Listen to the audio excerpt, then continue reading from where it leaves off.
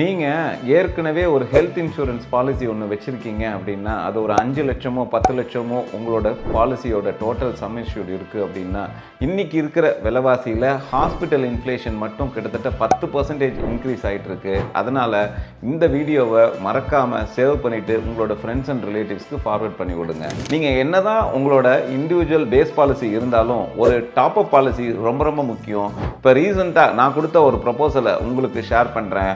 ஒரு 64 வயது பெண்மணி தன்கிட்ட இண்டிவிஜுவலாக ஒரு ஹெல்த் இன்சூரன்ஸ் பாலிசி 10 லட்சம் ரூபாய்க்கு தொடர்ந்து ஒரு 8 வருஷமாக கட்டிகிட்டு இருக்கேன் அப்படின்னு என்கிட்ட சொன்னாங்க.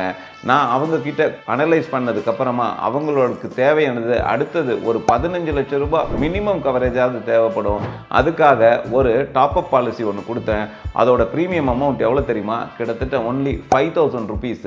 இங்கே நீங்கள் அடிஷ்னலாக கொடுக்குற இந்த 15 லட்சம் ரூபாய் கவரேஜ் இன்றைக்கி இருக்கிற ஹாஸ்பிட்டல் இன்ஃப்ளேஷனில் அவங்களுக்கு ஒரு அதிகப்படியான இல்னஸ் ஏதாவது வந்து அவங்களோட ஹாஸ்பிட்டல் பில் அதிகமானாலும் இது அவங்களுக்கு ரொம்ப யூஸ்ஃபுல்லாக இருக்கும்.